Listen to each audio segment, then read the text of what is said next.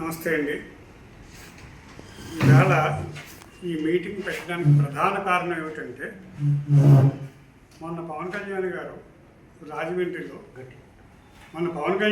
రాజమండ్రిలో వారి పార్టీ యొక్క సమావేశంలో కాపు నాయకులు కాపుల్ని ఉద్దేశించి వారు కొన్ని వ్యాఖ్యలు చేశారు. మీ యొక్క లోతులు నేను పరిశీలిస్తా, మీ ప్రవర్తన శృతి మించితే అని అన్నారు.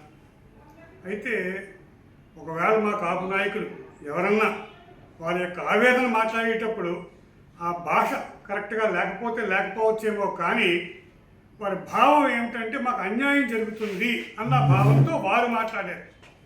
అయితే నేను చెప్పేది ఏమిటంటే, 60 సంవత్సరాల మనోవేదన మాది. 2 సంవత్సరాలు పవన్ కళ్యాణ్ గారు వచ్చి ఈవేళకి 2 సంవత్సరాలు పూర్తయింది.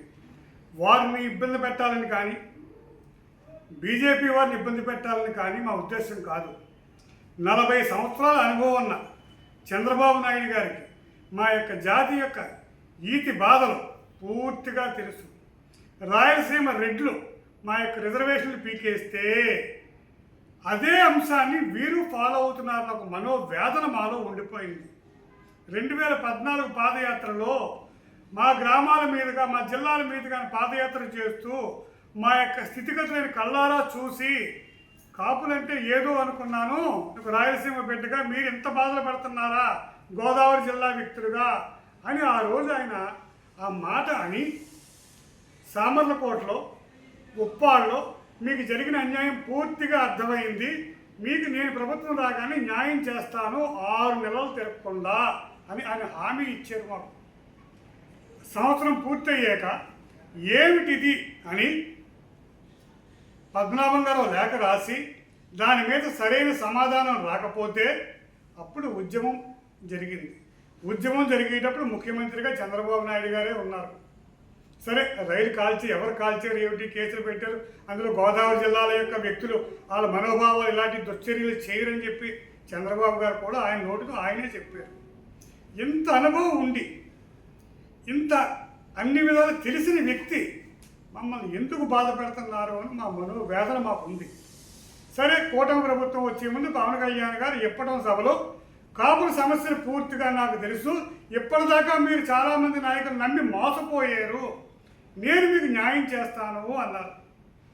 2 సంవత్సరాల్లో ఏ రోజు ఏ కాపు కుల సంఘ నాయకుడు, ఏ కుల సంఘ వ్యక్తులు వారిని వెళ్ళి కలవలేదు, ఏమీ అడగలేదు. ఒకవేళ ఎవరన్నా తెలుగుదేశం పార్టీ అధ్యక్షుడు చంద్రబాబు నాయుడు గారి దగ్గరికి వెళ్ళి ఒక రిప్రజెంటేషన్ ఎవరో కాపులు వచ్చారు అంటే, కాపు అన్న మాట రాగానే పవన్ కళ్యాణ్ గారు చూసుకుంటారు అని అక్కడ ఆఫీసులో ఆ యొక్క పిఏలు వాళ్ళ యొక్క సహచర గణం మాకు చెబుతుంటే, ఏమిటి దీని బాధతో మేము ఉన్నాం. ప్రభుత్వం వచ్చి 2 ఏళ్ళు అవుతుంది. గత 2014-19లో కాపు కార్పొరేషన్ ఆయన ఇస్తున్న హామీ ఫుల్ఫిల్ కాలేదు. ఇప్పుడు 2 ఏళ్ళు అయినా రూపాయి ఇవ్వలేదు.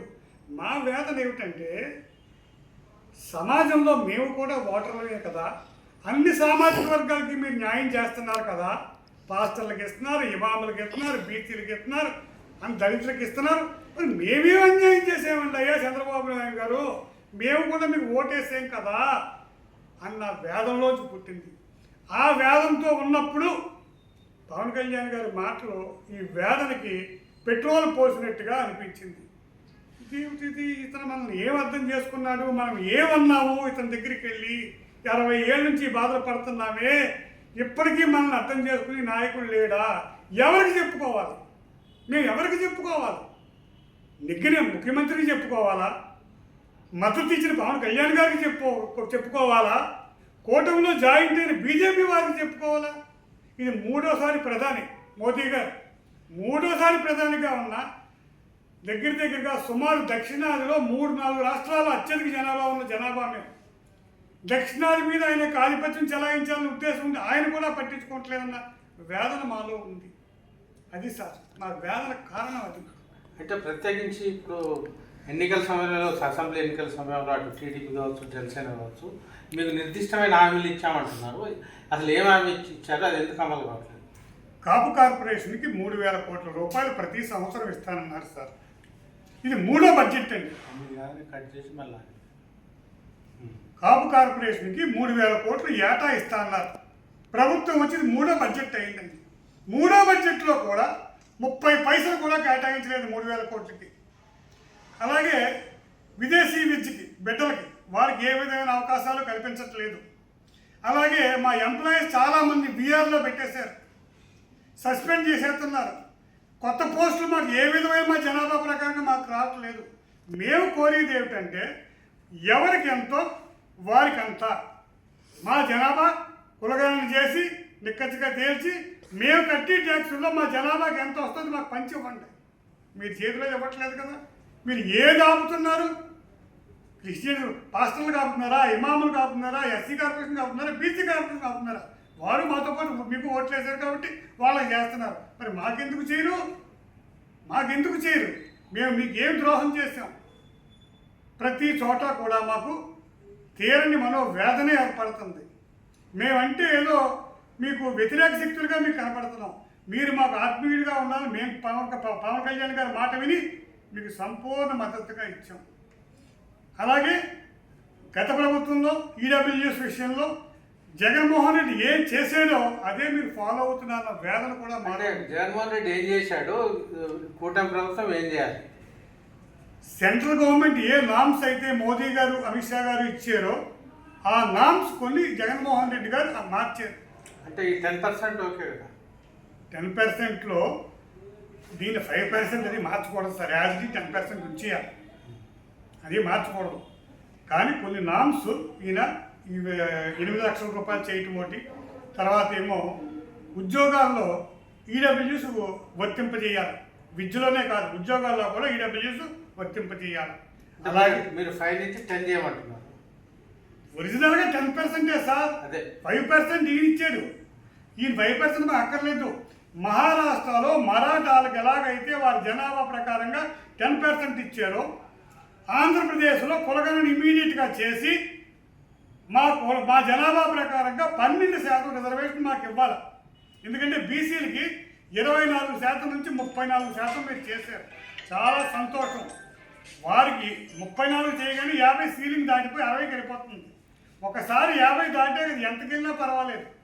మాకు 12% మాకు ఇచ్చి మమ్మల్ని కంటిన్యూగా మీ యొక్క పార్టీ అధికారంలో ఓట్లు వేసుకునే విధంగా మీరు మలుచుకోవాలి. కానీ మమ్మల్ని బాధ పెట్టి మమ్మల్ని రోడ్డు ఎక్కించి మా వేదన ఎందుకు చేస్తున్నారని ఇది గుండెలో వచ్చి వేదన. మీరు ఒక సైడ్ ఈడబ్ల్యూస్ అంటున్నారు, ఇంకో సైడ్ వచ్చేసి 12% అంటున్నారు. ఈడబ్ల్యూస్ అన్నది నాట్ ఓన్లీ కాపు, బ్రాహ్మణ, క్షత్రియ, వైశ్య, వెలమ, కమ్మ, రెడ్డి, కాపు, ఇదండి. ఇన్ని కులాలు అందులో ఉన్నాయి. ఈవెన్ ముస్లింలో కూడా ఒక తెగ ఉంది ఓసీలో. అంటే 30 నెంబర్ జీవోను మీరు వదిలేసినట్ట? మాకు 30 నెంబర్ జీవో ఎప్పుడో మాకు నిక్కచ్చిగా కోర్టు తీర్పు ఇచ్చేది అది పాటిస్తే ఈవేళ ఈ డిమాండ్ కోసం మేము ఉద్యమం చేసి పనే లేదు కదా సార్. అది మాకు చేస్తే మేము అడిగి పని ఉందా?